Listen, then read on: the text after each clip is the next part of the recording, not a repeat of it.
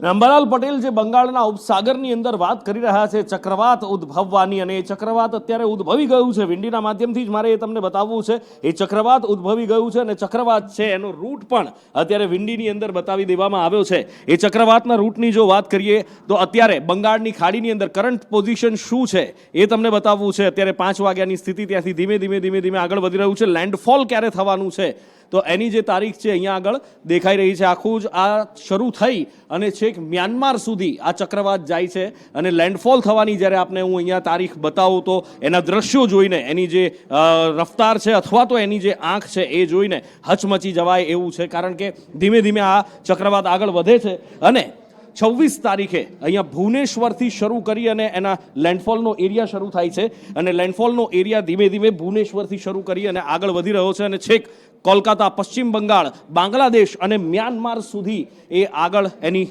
રફતાર વધતી દેખાઈ રહી છે.